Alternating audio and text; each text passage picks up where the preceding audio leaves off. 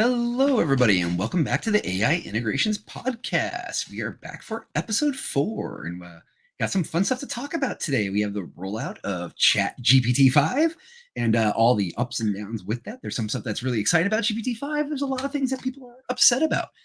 Got Spencer back with me again today. Spencer, how you doing today? Doing well. Excited to be Um, here. Podcast number 4. yeah, exciting. Question: first take on GPT-5. What's your thoughts? I personally like it. I think it's a step in the right direction. Personally, I do understand a lot of the backlash they've got. Is my one liner on GPT-5 Mhm. first take. You understand the backlash. Yeah, I mean, it's been all over the news. Things are going a little crazy right now. In fact, let me pull up just for fun here. Let's take a peek. If you look, Sam Altman reflects on GPT-5's launch missteps and envisions a new social experience with AI. This is not the headline you want right after you launch a new product. You don't want to be coming out and talking missteps. I don't think it's going to hurt them too much. Honestly, at the end of the day, this text also new. People are very forgiving, but it hit hard. But one of the ones I thought was really interesting this time around is it's the missteps is yeah, it's a big deal. The one that caught me by surprise that I just think is fascinating is more because more the social aspect is this guy. Did the system update ruin your boyfriend? Love in a time of chat GPT. It's one of it sounds ridiculous, right? But it's a Yeah, legitimate thing. People are using chat GPT today as a some call them a replacement for true human connection. And the thing is, they are actually getting emotional bonds, emotional ties to these things.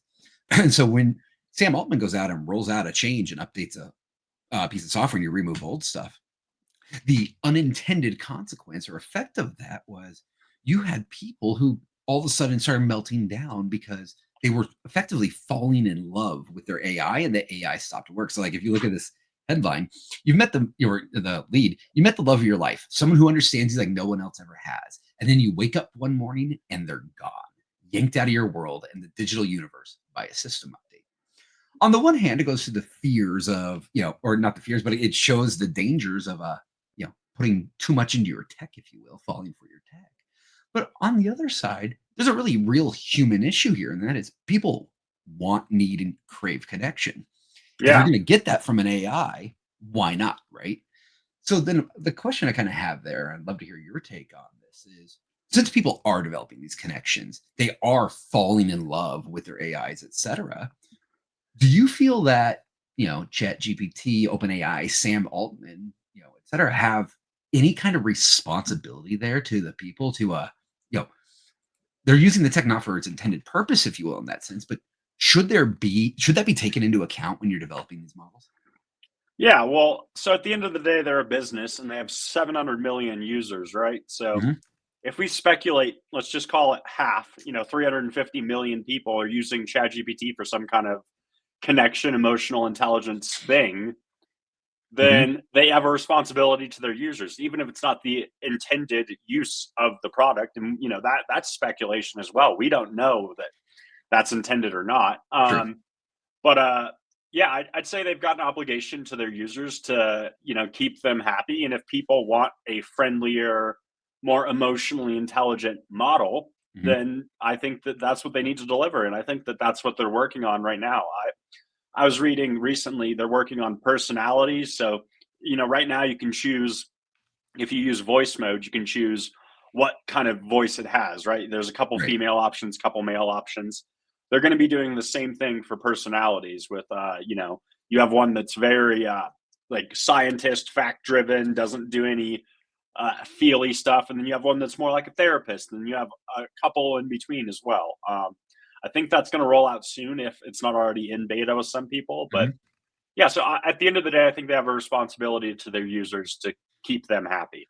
So, at what point, though, are you going too far? Because let me share another other article. This was research conducted, I believe, by Forbes. It's published in Forbes in April of this year. Let me pull it up here. And what do you think of this headline? 80% of Gen Zers would marry an AI. Now, some people say this study is Ooh, misquoted, this and that. Some people just say it's about they will adopt an emotional connection to. But no matter how you look at it, that to me is a shocking headline, right? yeah, And I guarantee you, if you change Gen Z to Gen X, Gen Y, or Millennial, that number is not going to be the same. So And underneath, as you see the picture here, right? Those are dating profiles for fake people. These are Oh yeah. and people are literally already paying money, etc., to fall in love with an AI. And yeah, we get 80% of Gen Zers say they marry an AI, and 83% say they can form a deep emotional bond. What's your take? So my take is that this is the first bit of technology that really feels human in a lot of ways. I know it still doesn't in some ways, but in a lot of ways, this technology feels human. And because of that, people are starting to bond with their technology in new ways. We already bonded with our technology in the sense of like Instagram and Snapchat and Facebook. Like people are more bonded with technology now than ever before pre AI. So now this ability to, have conversations that are relatively confidential. The New York Times lawsuit with OpenAI is making that a little questionable right now. But in the long run, OpenAI values data privacy. It's one of the things I respect about them. And so let's call them confidential conversations with a human like confidant that can know everything about your life. One of my favorite ChatGPT features that kind of plays into this as well is memories. So it didn't get a lot of hype in the press when it came out because it wasn't a new model. But the ability for ChatGPT to have a long context on the things you've talked with it about, the things you care about, etc. You combine that with the ability to have a confidential conversation in voice if you use the advanced voice mode, and it can really feel more human than any technology we've ever seen before. Can't hear you, Ben. Thank you. Brings up some interesting concepts there because if it's more human than ever before, as you said, right? Obviously, it's not human, but people are confiding in it. They are sharing with it. They are telling it things that would generally only be said in a confidential and protected environment, such as to a therapist, a doctor, etc. With the current data regulations in the US, basically, as long as you separate the name from the data type thing, right? You genericize it, make it an IP address, the data's yours. Yeah. And so it's one of those, it brings up a really interesting thing here. When you go to ChatGPT and you're using it as your therapist, you don't have the same doctor client privilege that you would when you go to an actual therapist when you're using ChatGPT. ChatGPT is Yeah. using that data to even train, build their models, etc. So, well, let me chime in Yeah. on that. Sam, so legally, you're correct. They don't have a legal obligation. Sam Altman values data privacy as one of the key, call it pillars of OpenAI. Um, and, I'd like to draw a parallel to Apple. Apple Mhm. has a ton of data on us. Well, they could have, I should say, and they have less data on us, which is part of why they're not winning the AI race, as I think we talked about one of our previous podcasts. But that's their company ethos is a respect of privacy that supersedes their legal obligation. So Sure. one thing I really respect about Sam Altman and OpenAI is they do view your conversations with ChatGPT in a similar context to that with a lawyer or a therapist or a medical professional. So while they're not legally obligated to, they do treat it like that, or at least they publicly claim to treat it like that. You'd only know if you worked there what Yeah, really which to me, it's happens. But awesome that they take that approach. But I think it's going to be really interesting to see how this plays out because at some point, there's going to be a leak, there's going to be a hack, there's going to be something, someone's going to get pissed off, and it's going to go to court. And we're going to see this play out in the courts someday, right? Maybe not today, but some point we will see it play out in the courts. we And to we me, are that's right going to be now, so actually. fascinating. On this topic, though, for you? Yeah, so Ah, enlighten me. New York Times had a lawsuit about copyright, which isn't Mhm. directly related to Right. this, right? But there's the New York Times copyright lawsuit. And as a part of that, they said no conversations, the court ruled, and OpenAI is fighting it, no conversations can be deleted from their database. Now, there's a temporary chat mode in ChatGPT that allows you to have a conversation. And Mhm. I think they only store the data for like a couple hours, maybe a day. But OpenAI used to delete all that data because they want to respect your privacy. Right. Now, with the lawsuit, they're not allowed to per the court ruling, and they're actively fighting that.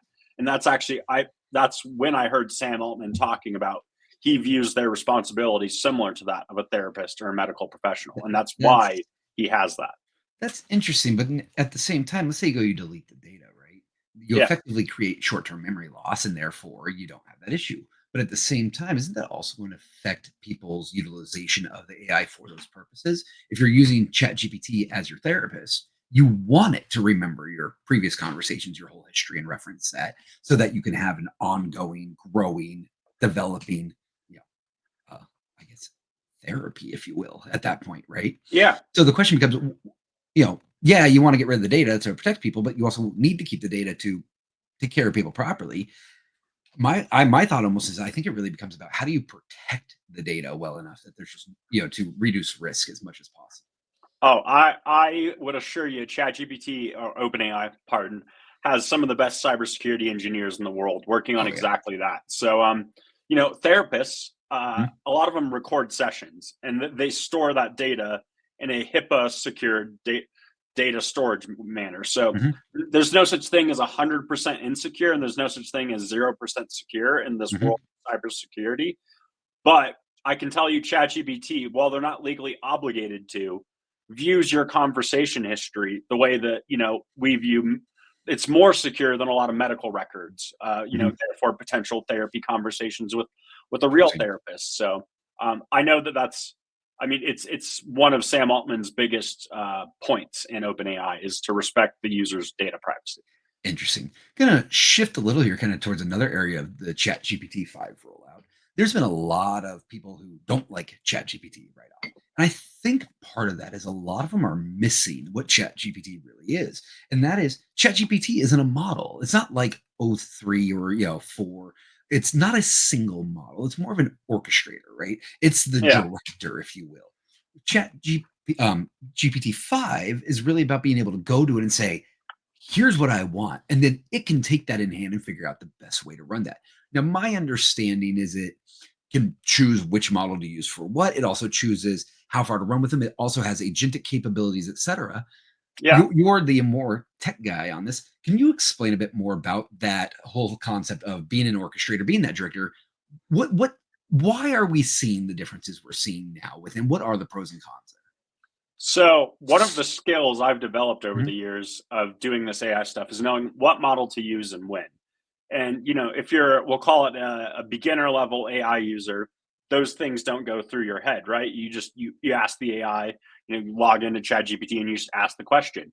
But so GPT-5 previously, you would manually select whatever model you needed. Like a pro model is going to give you a better collegiate essay, but it's going to take longer, use more compute, use more power to do so.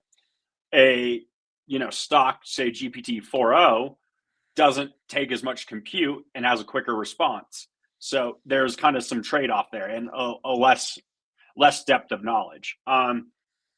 What they attempted to roll out in GPT-5 and is still active, but they're kind of trying to do both right now. So you can still manually switch their models. That's one of the first things, pardon, they did for the feedback was they allowed manual model switching. Mhm. Because originally, when they first rolled it out, they didn't even have that as a feature. They assumed that the AI would choose the right model every single time, and it does a Right. good job at it. But like most tech rollouts, if you gave an average person an iPhone 3 or 3G right now, they would just laugh at how comically bad it is Yeah. compared to what our modern iPhone is. And my point with that, when you release a new technology like a model routing technology, there's going to be hiccups in it. So a lot of the backlash I think we're seeing is from improper model routing. If you got used to having a pro answer and GPT didn't route to the pro model, it routes to call it the stock model, then you're going to get a very different answer. And so that's why they immediately rolled out the model switching back into our choices. Gotcha. And that kind of ties, I think, into another issue we keep seeing, and that's people keep saying that it vibes different. It doesn't feel the same.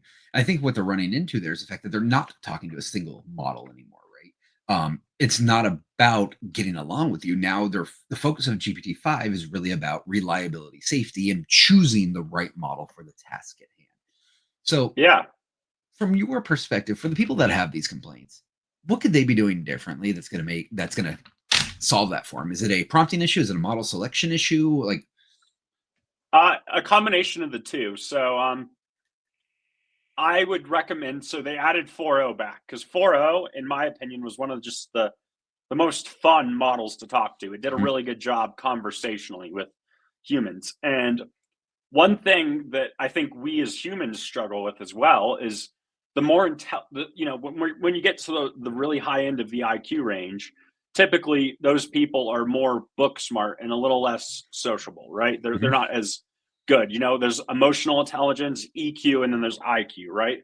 So you would use a higher EQ model to begin with, which is in Mhm. this case, I think 4.0 is still the reigning champion, and that's why they rolled it back out. 4.0 has a higher EQ than GPT-5, and then prompting as well. So one of the reasons why we started off with I am a fan of GPT-5 is it's better at instruction following. A part of that means that you need to give it more detailed instructions in a way.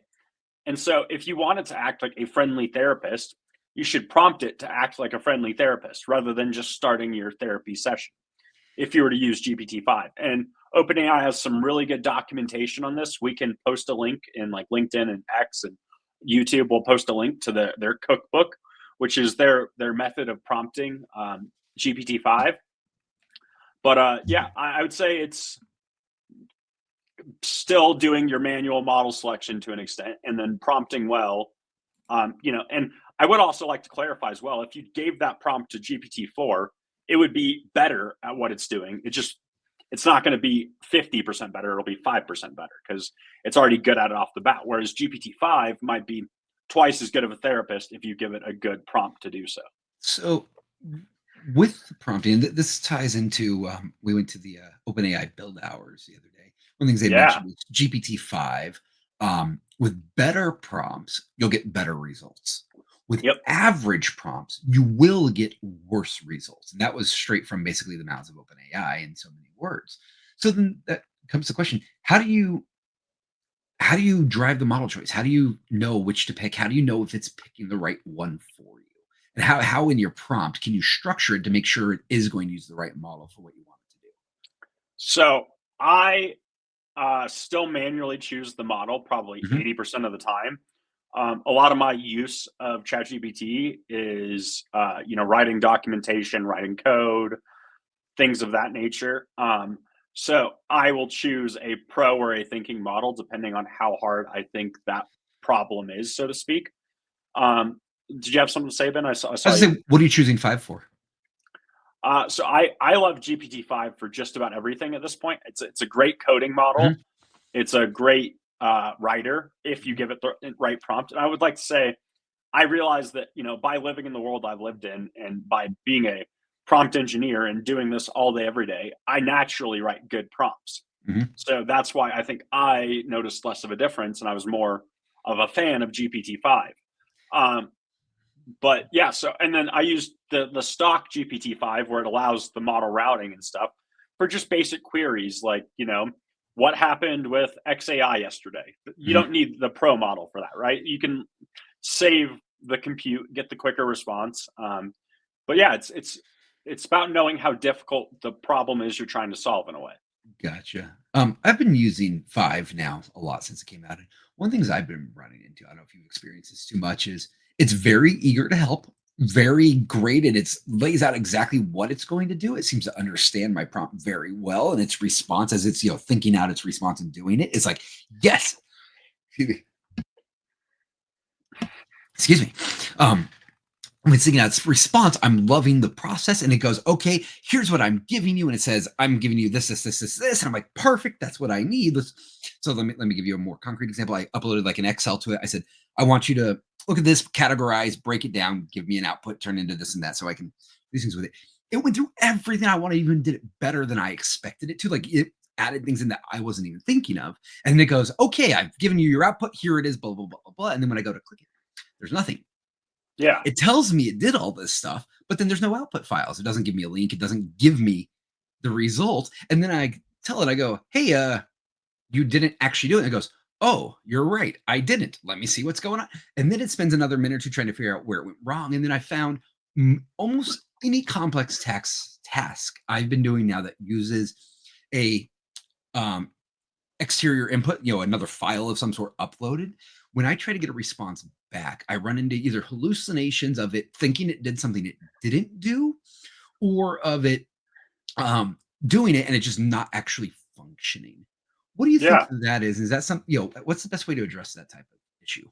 So that's all tool calling. So, the model needs to connect to things to generate a spreadsheet. It's going to use probably like some kind of MATLAB or, it's going to generate that spreadsheet via code. But that's all tool calling that's not native to the model. Those are exterior tools.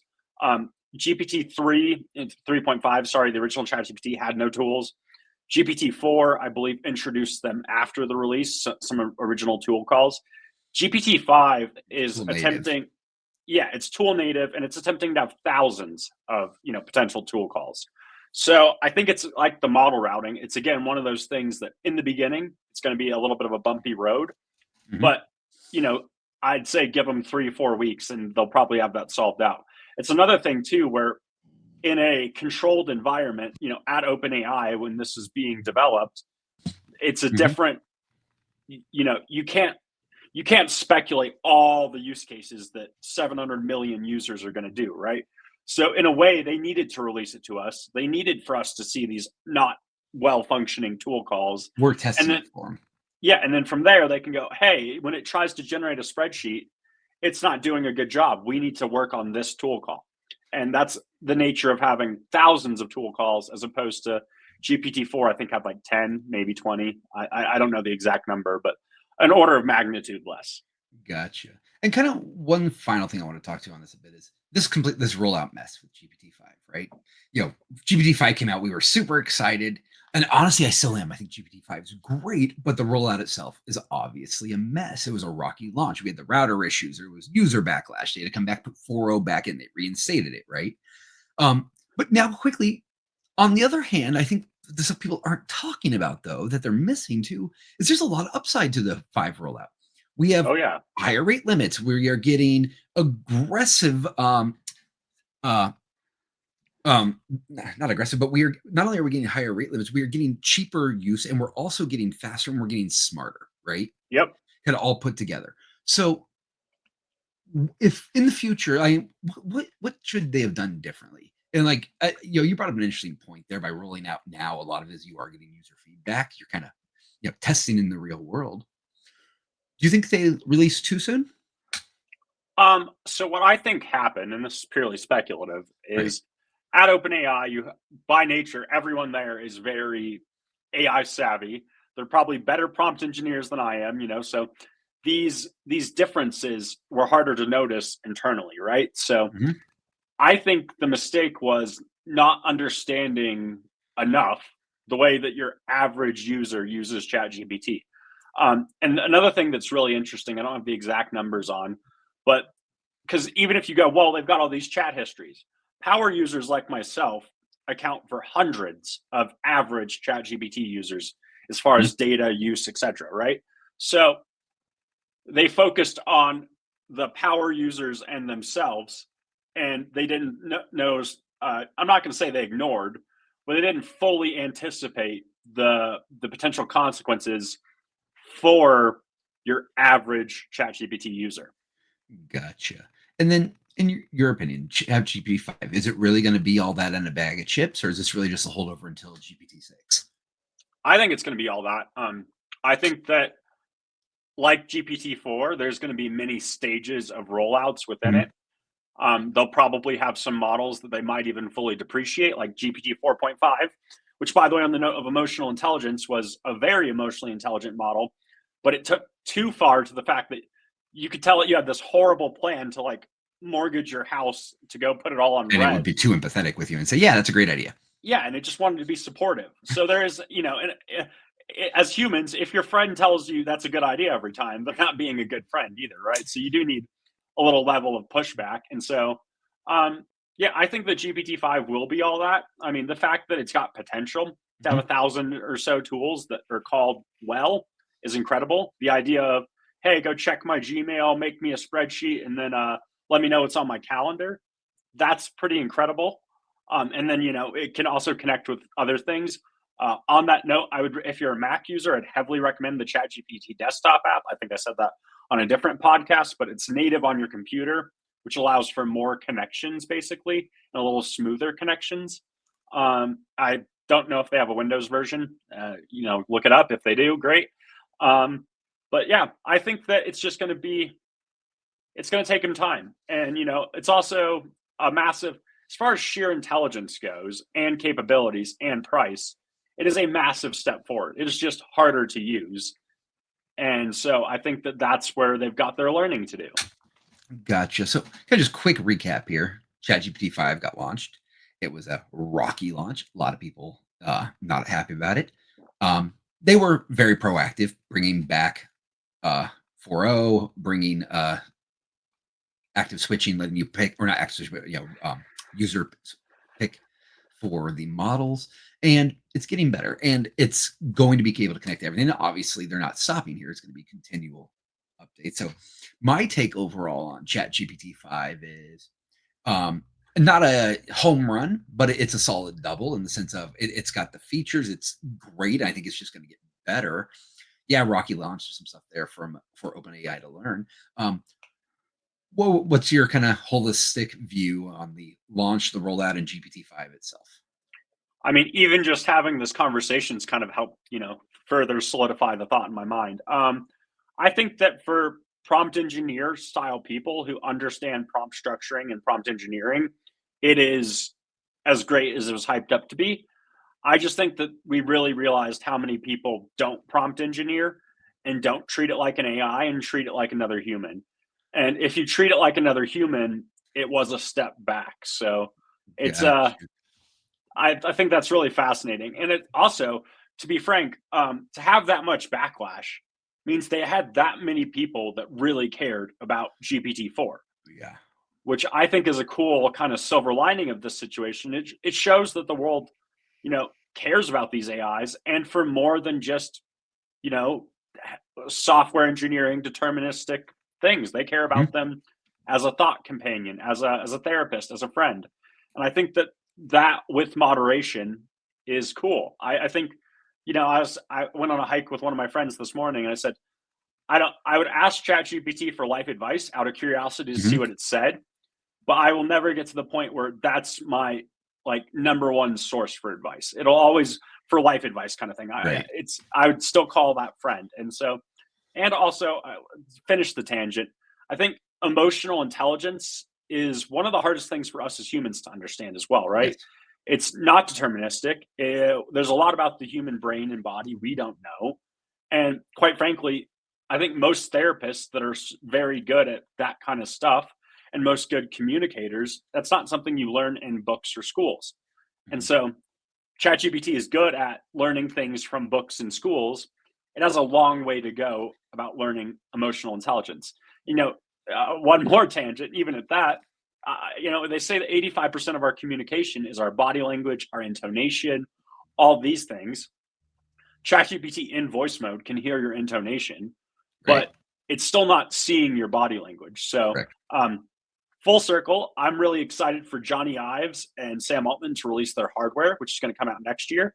I believe that will be kind of a big unlock for further emotional intelligence because it'll allow for ChatGPT to start understanding body language and intonation on a level it currently doesn't. That's going to be incredible. One kind of final thing here we just want to throw out, with GPT-5, kind of on what you were saying there too about how it'll get better and how it learns. I think part of that too is people are going to get better at using it too, right? When AIs first came out, people didn't know how to use them. They just use it like Google. And through time, they've learned how to work with it, how to converse with AI and what styles work. And each person kind of develops their own rhythm, if you will, with an AI. GPT-5, I think it's just got it sings to a different tune. And I think people need to learn its rhythm too. So one thing is this GPT-5 prompting guide. It was published by Anup Gupta and Julian Lee, Eric Zackerson et al. From OpenAI. It's the GPT-5 prompting guide. This is a detailed guide on how to prompt GPT-5 for the best use and how to use tools, everything else. I will put a link for this in the description of the videos as well. I would highly recommend anyone interested in GPT-5 check out this article from OpenAI. It'll really give you some insight in how best to approach GPT-5 in your prompting. So yeah, Yeah. kind of my closing thoughts is Well, that I think it's great. I think it's gonna there's an exciting future ahead. I think it's going to keep going. And I think, yeah, this is a step. Yeah, there's some hiccups. Get used to it, people. We're moving fast in the world of AI, and it's going to keep going. It's going to keep advancing, and it's going to be like this. And we're not going to have time to get caught up in every rough launch, because if you do, you're just going to fall ahead behind of where the tech's going. Yeah. Two final thoughts from me as well. Mhm.